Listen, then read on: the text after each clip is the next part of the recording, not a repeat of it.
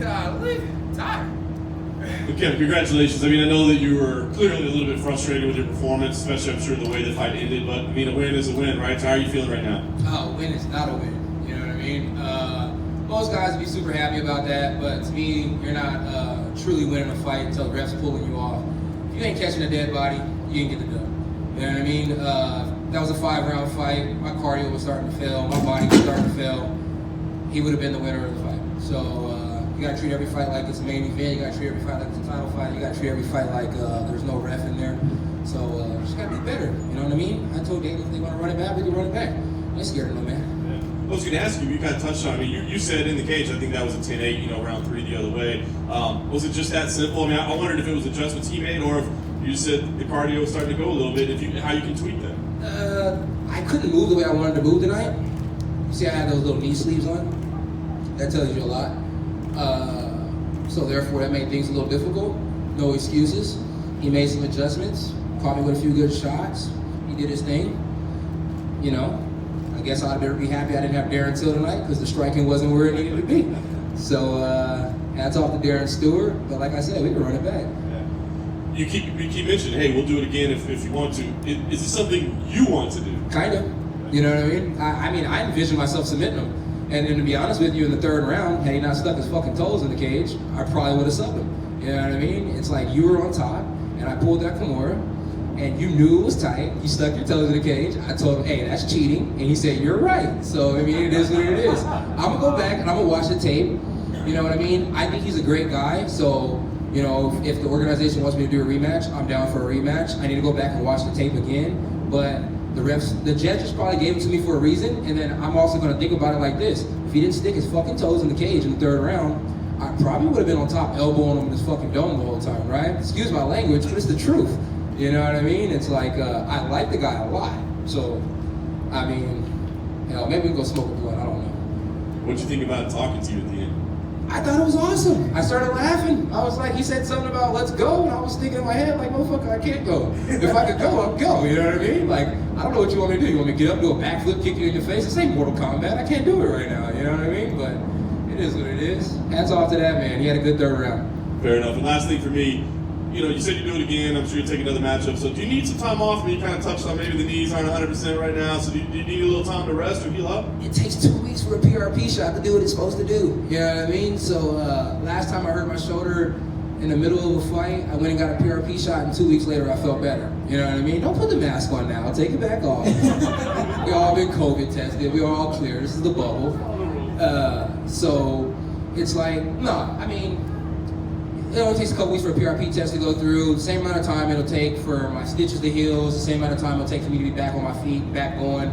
I cannot fight in the beginning of November. I cannot fight in the beginning of November. Justin Adams is kind of like my manager. He is one of my managers. He's also one of my cornermen. He's also one of my best friends. He's also like, you know, uncle I never had. And he's getting married in the beginning of November. So I can't fight in the beginning of November. So you can get me at the end of October, or you can catch me late November, or you can catch me early December. I don't care. What's up, man? On the broadcast, you made a point to say that if he lost Damian Maia, you'd like to fight him? Yeah, he pushed me. What happened at the hotel? He pushed me and said I was the help. I mean, you know what I mean? We did start a COVID cleaning business, but goddamn, I don't work at the hotel, you know what I mean?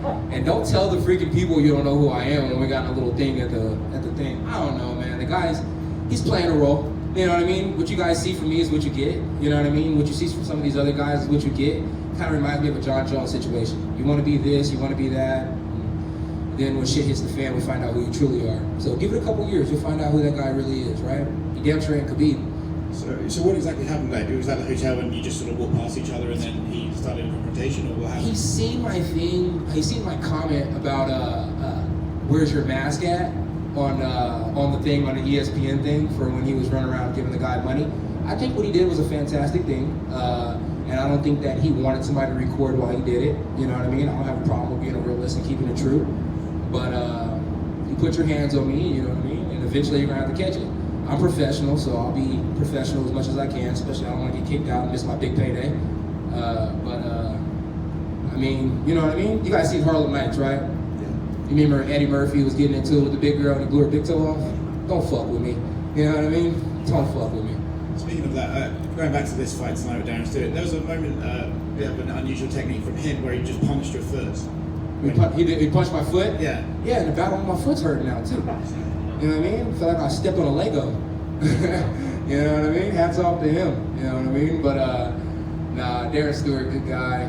But you know, we can do it again. We can do it again. He smells good, so I don't have a problem with it. You know? How would you describe his scent? Beautiful fragrance. You know, smelled like clean sweat in the octagon. You can tell he took a shower before he fought. That was good. Some guys don't take showers before he fight. It sucks. You know? Joaquin Buckley smelled a little funny. It's a ringing endorsement for Darren. Yeah. You know, get him a deodorant sponsor. He smelled good. And lastly for me, I mean, obviously every time you fight, we always talk about what you were saying in the octagon. I was wondering, some of the highlights tonight, what exactly were you saying to Darren in there? I told him he was strong. He was really strong. You know what I mean? Yeah. Deron Wynn actually told me that Darren Stewart was strong. And he wasn't lying. He was strong. He didn't hit as hard as I thought he would have hit. You know what I mean? But he was definitely strong. It was just a little talking back and forth. You know, I can never tell you exactly what I said, but it was a little talking back and forth. He was down for it. I don't know, but for some reason I feel like he wanted me to do a backflip and kick him in the face in the third round, but I just could not do it. So I don't know, man. I just don't know.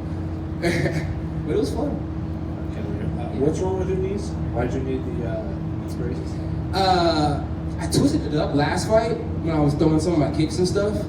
I didn't think it was a big deal, and then the more I went through camp, the more I realized, like, dang, this is starting to hurt. And then I'm glad I had the knee sleeves on tonight because he was stomping them bad boys, you know what I mean? And I kind of threw a kick to his knee when I was on my back, and he was like, "Oh, you can kick harder than that." I was like, "No. We got careers to think about."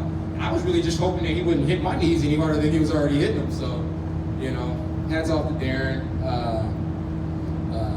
Anybody got any new kneecaps for me? I'll take those. You know what I mean? Got basketball knees, and I don't play basketball. Oh, far to your left. Far to your left. Hey, So you had some words with Dana on your way out. I heard you something about split decision. What did he say back to you? He told me if you gotta win a close fight, it's good to win in style. And if you gotta lose, it's good to lose in style, right? Darren Stewart lost in style, so even if he doesn't get me next and he gets somebody else next, I'm pretty sure, you know, he didn't lose any points tonight.